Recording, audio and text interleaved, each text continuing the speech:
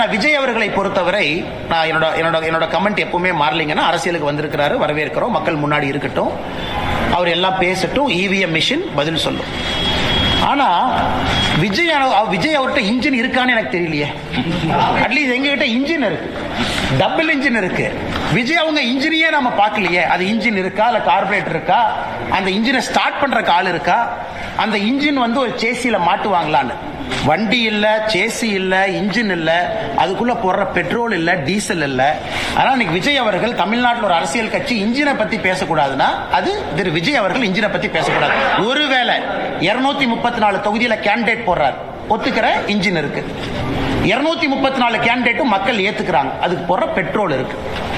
விஜய் வெளியே வீதி வீதியாக தெரு தெருவாக பிரச்சாரம் பண்றார், சேசி இருக்கு. மக்கள் ஓட்டு போட்டு ஒரு நல்ல சதவீதம் வர்றாரு, அந்த வண்டி ஓடுது. இன்ஜினே இல்ல, சேசி இல்ல, பெட்ரோல் இல்ல, டீசல் இல்ல. அவங்க எல்லாம் இன்னைக்கு பாரதிய ஜனதா கட்சியை பார்த்து டப்பா இன்ஜின், இந்த இன்ஜின்ங்கிறாங்க. இன்னைக்கு விஜய் அவர்கள் எப்படின்னாங்கன்னா, நான் ஏற்கனவே சொன்னேன்னா அவரை சும்மா நான் தேவையில்லாம ஒரு குற்றம் சுமத்த விரும்பல, அரசியலுக்கு வந்திருக்கிறாங்க, பண்ணட்டும்.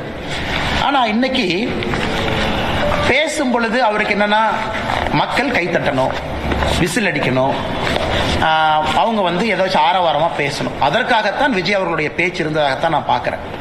அது ரொம்ப சப்ஸ்டன்ஸா மக்களை சிந்திக்க வைக்கிற அளவுக்கு, எதற்காக நான் இத்தனை கட்சிகளை தாண்டி உங்களுக்கு ஓட்டு போடணும், உங்க பாலிசி என்ன, உங்க ப்ரோக்ராம் என்ன, நீங்க தமிழ்நாட்டுக்கு என்ன செய்ய இதுவரைக்கும் செய்யாத என்ன செய்ய போறீங்க அப்படிங்கறத நான் பார்க்கலீங்கன்னா. சோ விசிலுக்காக, ஒரு கைத்தட்டலுக்காகத்தான் விஜய் அவர்கள் பேசினாங்க. அதுலதான் அந்த கூட்டணியை பத்தி பேசினதாக மட்டும்தான் நான் பார்க்கிறேன். அதுல ஒரு சப்ஸ்டன்ஸும் ஒரு டெப்த்தும் தமிழ்நாட்டு மக்களை சிந்திக்கக்கூடிய விதத்தில் இருந்ததா நான் பார்க்கல. அதனால அதை அப்படியே கடந்து நாம போயிடலாம். எல்லோருக்குமே தெரியும், 4 பேர் 4 சொல்லத்தான் செய்வாங்க, அதை பற்றி எங்களுக்கு கவலை இல்லை.